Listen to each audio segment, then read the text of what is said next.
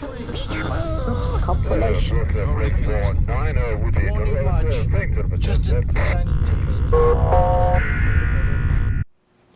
Hi there guys, I'm Chris Bowden with the Geek Group. Today we're fixing an awesome problem that is both bad and easy to fix. Because of the number of vehicles we have here in the Geek Group's Vehicular Sciences Lab, a lot of them have to sit in storage for extended periods of time, often a month or more. So one of the things that we have trouble with is the batteries go dead.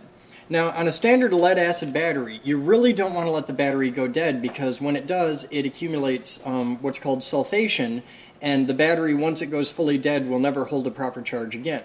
So it's good to keep them topped off all the time. Well, the best way to do this for a vehicle that's going to be in storage for a long time is to get one of these nifty little things. And we got it at the local auto parts store for like 30 bucks. It's a Shoemaker 1.5 amp trickle charge maintainer thing. And what you do is you install this in the vehicle and you hardwire it to the battery through the terminals, which is really easy to do. Don't be scared of the electrical side of stuff. And when you're not using the vehicle, you just keep it plugged in and it keeps a constant top-off charge on the battery. And since it's only a little tiny 1.5 amp charger, what that means is it'll take a long time to charge the battery, like you'd have to leave it probably for a day or two to fully charge a dead battery.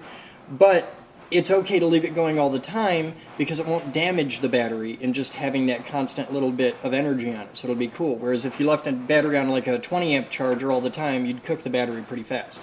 So here's how to install one. It's really simple. We're going to start with just basic mounting of this, which we're using the true redneck system of zip screws because we don't really care all that much. You just clip this on the bottom, you clip this on the top, and the holes line up right there. And you just set this down in here. You find a convenient spot to put it. We can put it here, we can put it down the thing. I'm thinking I'm going to put it I like that setup. Yeah, I've got some ground screw stuff happening here, so I might have to get a little creative. Because you don't want to kink your leads too bad. So I'm probably just going to mount it right on the tire well right here, which should be fine. Because this is a big old pickup truck with, it's actually made out of metal. Remember back when vehicles were made out of metal? They used to do that. But I'll just mount it right there, and that'll be totally cool. So now that we know where we want that, we grab just a standard zip screw, which is properly called a self-tapping sheet metal screw.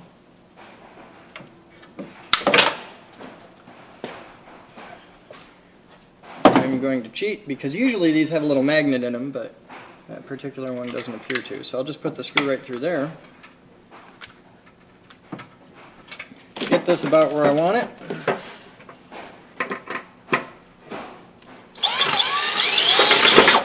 Then just zip it right in.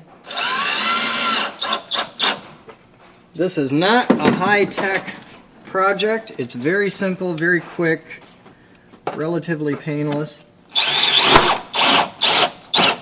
I love zip screws. Works great. Now, the high-tech electrical side of things. This battery has a side post mount, so you get a 8mm socket wrench, and red to red, black to black. Now the problem is, I got red wires on both sides, so which is my positive? Well, the plus on the battery is your clue, so the plus is positive. And you want to hook, you get that out of the way so it's somewhere safe, and just take this off. And you want to be careful working on a battery, because there's an impressive amount of power stored in there. The energy density of a lead-acid battery would astound you. You just put this right under there and screw that right in. It's got a nice big terminal, so it's easy to do. You just tighten that right down. Nothing to it. Now when working on a battery, remember that the negative side is the chassis ground for most American cars. This, of course, is not always the case, but overwhelmingly negative is the ground. So if your metal wrench touches something, the battery terminal and the car at the same time, if it's the minus post of the battery, that's no big deal at all. If it's the plus post of the battery, you're about to have a very bad day. So don't do something stupid like set your wrench on top of the battery or anything like that, because you'll get hurt. and you'll get hurt very bad in a hurry. It's only 12 volts, so it won't electrocute you. You don't have to worry about that. Like, I can touch both these posts of the battery. It's perfectly safe. It's only 12 volts. The resistance of human skin is high enough that you can't get enough current flowing across to cause any serious problem. But the resistance of your wrench is a lot lower than that of human skin, and it will mess up your whole day in short order. And you really don't want to experience that. It also helps if you don't cross-thread the bolt trying to put it in, so pay attention.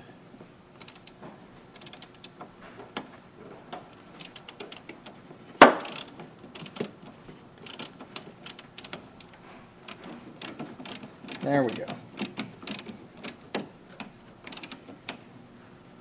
And now we just use a couple zip ties to clean up our wiring, and we are done.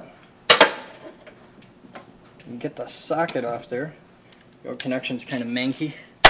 But yeah, just a couple zip ties to clean things up, and we're good to go. And now all we do when we store the truck is just plug this into an extension cord, and it'll just keep a happy little charge on the battery. It's really that easy.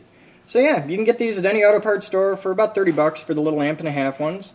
Mount it under your hood somewhere that'll stay relatively dry, and it's pretty simple. You can do this at home in about 10 minutes. So you guys have fun, and we'll have more for you next week. See ya.